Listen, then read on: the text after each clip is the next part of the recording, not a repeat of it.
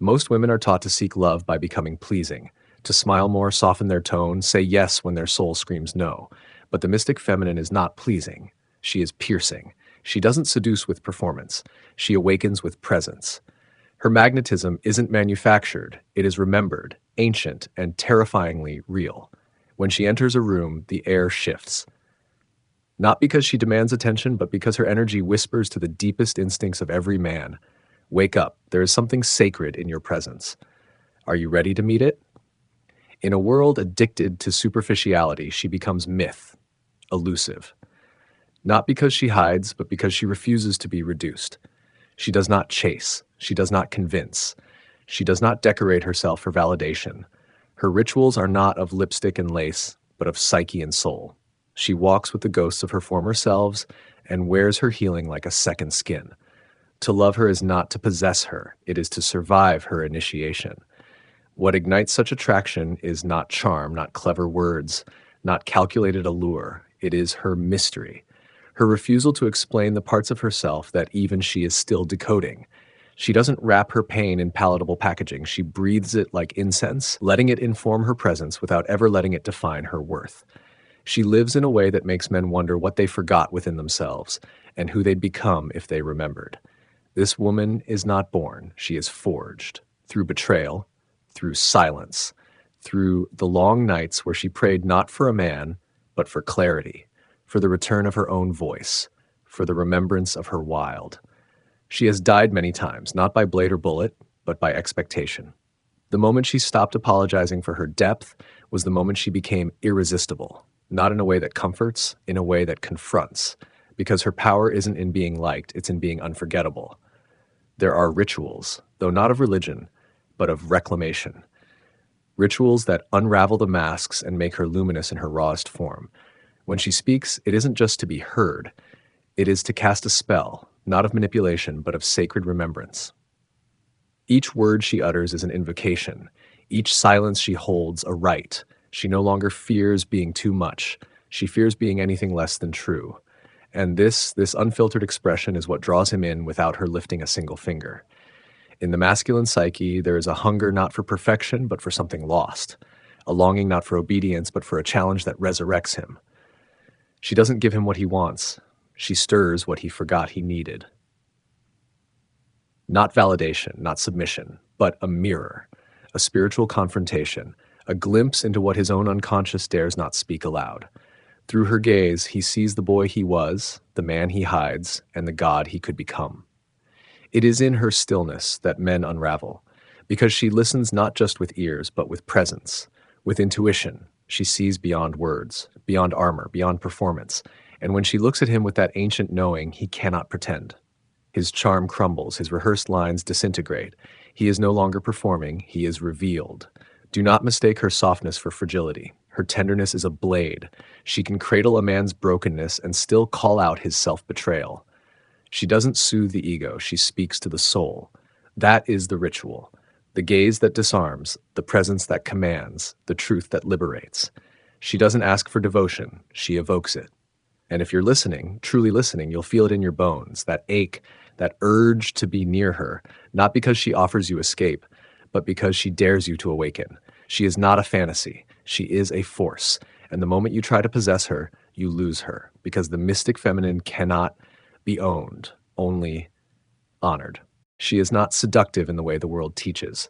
Her allure is not in revealing her body, it is in revealing her soul without surrendering it. When she moves, it is not with the intention of being watched, but with the certainty that she is guided. Her rituals begin not in front of a mirror, but in the sanctuary of her solitude. She retreats not to escape the world, but to remember who she is without its noise. And when she returns, she is drenched in something no perfume can mimic: clarity. To a man unprepared, her presence feels like danger, not because she harms, but because she strips away illusion. His patterns, his control, his carefully curated identity, all of it begins to quake under her gaze. She is the unspoken invitation to evolve, and that terrifies the boy still clinging to the comfort of the known. But to the man who has suffered, stumbled, searched, she is salvation. She does not promise ease. She promises truth, and in that truth, love becomes alchemy. Her attraction does not scream, it hums, it pulses from her like energy moving through skin. She is magnetic not by effort, but by embodiment, by being deeply rooted in her own being. She is no longer seduced by attention, and so attention chases her, not in admiration of her appearance, but in awe of her essence. There is something ungraspable about her, like a dream remembered only in fragments. Men feel her in their nervous system, in their instincts, in the ache behind their ribs when they see her and cannot name what they feel. That is the mystery. That is the ritual. She holds her wounds like sacred offerings, not seeking pity, but revealing her path. Her scars are not shameful, they are symbols, each one proof that she descended into herself and returned. This is the wisdom she carries, not learned in books, but bled into being. A woman who knows herself cannot be molded. She is not waiting to be chosen. She has already chosen herself. And from that place, everything changes. When she speaks from layers. Her words aren't thrown, they are channeled. There's depth behind every phrase, every pause, every shift in tone. It's as though she's conversing with something older than language. The mystic feminine is not clever for applause. She is intuitive for alignment. She senses where the mask begins and where the soul hides. And when a man meets her, he either rises or runs. Because her love isn't transactional. It isn't for sale. It is a sacred exchange. And only those who've been broken open by life can carry its weight. She doesn't perform vulnerability, she lives it. And that's what makes her unforgettable. She can laugh with abandon one moment, then fall into silence so complete it feels like the room itself is holding its breath. She moves between realms, playful and primal, tender and terrifying, and yet she is always rooted, always watching, always aware. It's not what she says, it's what she holds, the tension, the silence, the refusal to fill the space just to make others comfortable. She knows how to resist the urge to explain, to fix, to apologize. She lets discomfort teach. She lets longing linger. She doesn't rush the man into understanding her. She waits for him to catch up to the frequency she embodies, and most never will. But those who do, those who feel the pull and dare to follow it, will find themselves stripped of every illusion. Her love burns, not like a wildfire, but like sacred incense, slow, steady, changing the entire atmosphere. Because she doesn't give pieces of herself hoping to be loved, she gives presence, and presence is the rarest offering of all. To encounter a woman like this is to face a riddle wrapped in velvet and thorns. She will not teach you how to love her. She will force you to remember how. Not by pleading, but by radiating such wholeness that your own fractures begin to scream. You will either heal or turn away. There is no middle ground with her. She is not the comfort before sleep. She is the storm that wakes you at 3 a.m., whispering truths your ego isn't ready to hear. She belongs to no one, not because she's aloof, but because she belongs fully to herself. Her rituals are rooted not in performance, but in sovereignty. She does not ask for loyalty. She emanates a gravity that demands it from the masculine heart. She doesn't have to compete with other women. She has transcended comparison. Her power lies not in being better, but in being more real, more raw, more rooted in truth than in perception. This woman has tasted exile. She has lived outside the gates of approval. And there, in the wilderness of rejection and misunderstanding, she built her temple. She met the shadow aspects of herself that most women are taught to deny. Her jealousy, her rage, her hunger, her despair. She did not numb them. She invited them in, learned their names, made altars for them. And from this dark soil, her magnetism was born, because the woman who has faced her shadow does not fear yours. It is here, in this tension between light and dark, where her most potent ritual takes place. She integrates, not just for herself, but for those who come close. The man who stands before her must shed his layers. She sees the armor before he speaks. She hears the fear in his bravado. And still, she does not shrink or accommodate. She holds. She waits. She stares straight into his soul, unflinching. Because she knows that true intimacy is not built through comfort. It is built through rupture and repair, through the sacred art of being seen and still being held. And she will not lie to spare his feelings. She will not contort herself to fit his image of safety. Her love is the kind that demands becoming, and for a man willing to rise, she becomes the portal to something eternal. There are moments, brief, breathless, where she opens, where the veil between this world and the divine lifts, where her touch feels like forgiveness and her words like prophecy. These are not moments you can plan.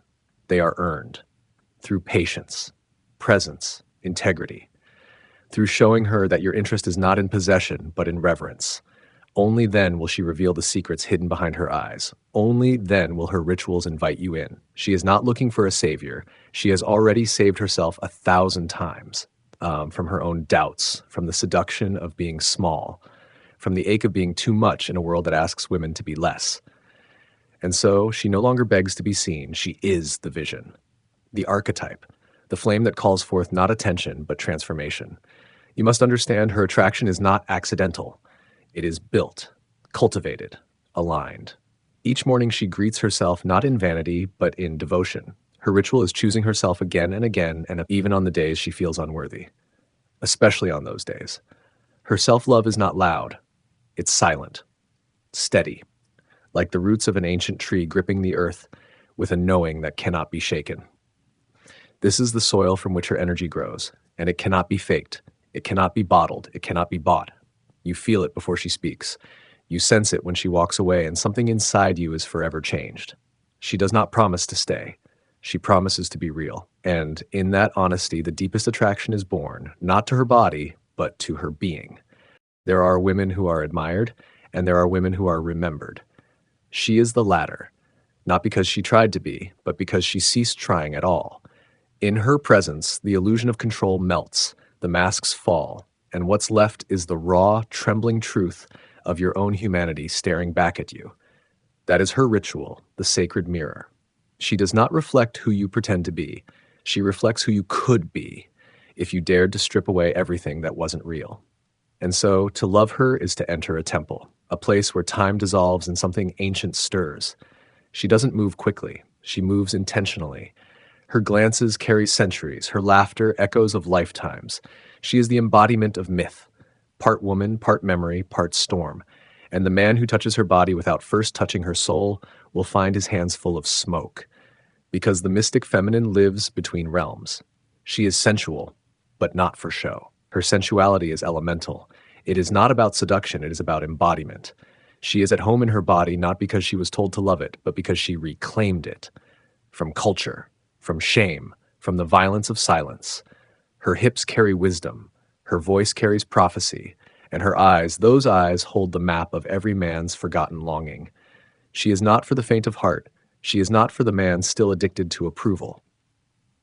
She is for the man ready to lose himself and find something truer. She doesn't ask him to change, she asks him to return, to the self he left behind when he decided it was safer to be liked than to be free. And in her presence, that self begins to stir, not because she pulls it out, but because her own freedom ignites a recognition. It is not her job to heal him, and she knows this. Her ritual is not one of rescue, but of remembrance. She doesn't nurture wounds that refuse to close. She won't babysit immaturity dressed as masculinity. She will witness, but she will not shrink. She is the storm that forces him to build shelter, not in her, but in himself. Because only a man who can stand on his own can truly stand beside her. And still, she is tender. Not with everyone, but with those who've earned her softness through presence and respect. Her tenderness is sacred, not performative. She will not soften to be chosen. She softens when she is safe. And when that softness arrives, it is a gift rarer than any diamond. Because it comes from a woman who has hardened herself against the world and still chooses to love anyway. That's the paradox. She is both sword and sanctuary. She is both the question and the answer. She does not demand that you understand her. She requires only that you honor the mystery she carries. Because the moment you try to pin her down, you sever the very cord that draws you to her. Her rituals are not linear. They are cyclical, lunar, shaped by seasons and silence and soul tides. If you try to control the current, you will drown. But if you surrender, you might just be reborn. She has made peace with solitude, and this is what makes her dangerous to those who seek to own her. She doesn't fear being alone. She fears being disconnected from her truth. And so she walks away easily, not because she is cold, but because she is clear. She will never settle for a half-love that silences her spirit. She would rather stand in the storm of her own becoming than lie in the bed of comfort with a man who cannot see her. This is her ritual. to choose herself every single time, not from ego, but from essence, from the deep, sacred knowing that her worth is not a negotiation, it is not a transaction. It is not earned through beauty or performance, it is remembered through her presence. She is the kind of woman who makes you question every easy answer you've ever accepted, who makes you feel everything you tried to numb, who makes you want to rise, not for her, but for yourself. And that is the power that cannot be replicated, the kind that doesn't just ignite attraction. It awakens it in places you didn't even know were asleep. She lives as a myth in motion, not to be understood in linear thought, but felt in the depth of one's bones. The mystic feminine doesn't operate on the logic of what makes sense. She follows the rhythm of inner tides, the symbols of dreams, the language of intuition. Her days are marked not by calendars, but by energy shifts. What she knows through embodiment. She has turned her body into a temple, her silence into a sermon, her intuition into a compass. This is her power, not learned, but remembered. And this remembrance comes through ritual, not rituals of performance, but of presence. She wakes in the morning and listens before she moves. She does not leap from bed into the chaos of the world. She anchors, she breathes, she listens for the pulse beneath her thoughts. And in that stillness, she begins again, intentionally, reverently, not rushing to meet expectations, but choosing where her energy flows, what door she opens, who she allows to witness her unfolding. You must understand, she is deliberate. Every gesture, every glance, every moment of silence is intentional, not for effect, but for integrity. She no longer spills her energy into spaces that cannot hold her. Her no is a sacred act, not rejection, but redirection. She guards her life force with the precision of a high priestess, because she knows what it cost her to retrieve it. And so when she looks at a man, it is not with hunger, but with discernment. She is not impressed by power that postures, nor is she moved by affection that comes too easily. She listens for depth, for resonance, for soul. And if she hears only ego, she turns inward, not out of judgment, but out of reverence for her own energy. She knows that not every man who wants her deserves to sit at her table. For those who do, who meet her not with dominance, but with devotion, she becomes something rare, something holy. She becomes the fire that purifies and the water that heals, but only when trust is earned, only when the masculine proves itself not through conquest, but through containment, through presence that does not waver, even when she does, through the ability to witness her chaos without trying to fix it, and to hold her tenderness without exploiting it. This is the ritual of polarity, the dance between the sacred masculine and the mystic feminine. Not a power struggle, but a power exchange. She brings the mystery, the depth, the void. He brings the structure, the presence, the grounding. And in that union, both are transformed, not into ideal versions of themselves, but into their truest forms, stripped of artifice, baptized in vulnerability. She does not lose herself in love. She expands, because she has learned that any connection that requires her to shrink is not love, it is imprisonment. She has outgrown cages, even the ones gilded in compliments and sweet words.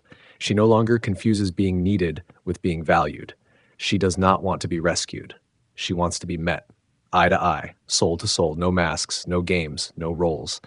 And if you've ever met a woman like this, you know the feeling, that pull, that ache, that strange sense that time bends around her, that the world grows sharper and softer in her presence.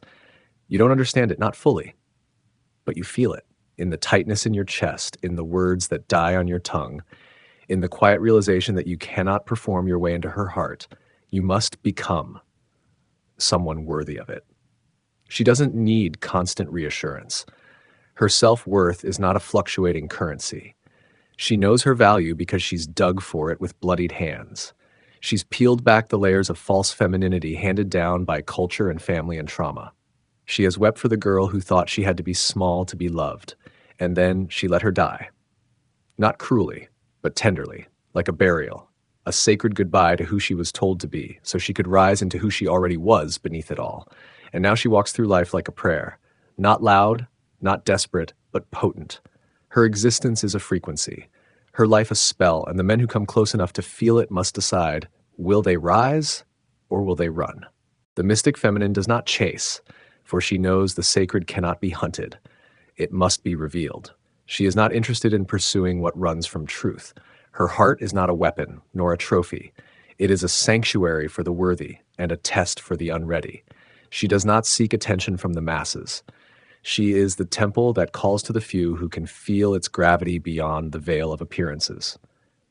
And when you come too close without the right intention, the doors do not open, they vanish. This is not cruelty. It is sacred discernment. She is not aloof. She is attuned. Her soul has spent lifetimes recognizing what is real and what is projection, what is divine union and what is energetic theft. She listens not to words, but to frequency. She can feel the moment your energy shifts from reverence to possession, the moment you stop seeing her as a mystery and begin to reduce her into a role. That's when she disappears, not out of fear, but out of fidelity to her essence. You see, her deepest ritual is remembrance. Every day she calls her energy back from the places it was scattered, from the moments she betrayed herself for approval, from the rooms where she dimmed her brilliance to avoid triggering someone else's insecurity. She no longer abandons herself to be loved. She loves herself so completely that abandonment becomes impossible. Her power is not dominance, it's devotion. She does not lead with seduction, she leads with alignment. Her body is no longer a battleground for someone else's desire. It is the throne of her own divinity. And when she touches you, it is not to take, it is to bless. When she undresses, it is not to be consumed, it is to reveal the sacredness of embodiment. Every inch of her, a poem. Every breath, a prayer. She no longer lives for the fairy tale. She lives for the truth. And the truth is this: love is not something you chase. It is something you become. She has become it. Through silence, through solitude, through sitting in the dark with the parts of herself no one clapped for, through choosing herself when the world told her to beg, through releasing the lovers who wanted her body but feared her fire. There were nights she curled into herself and wept from the ache of being unseen.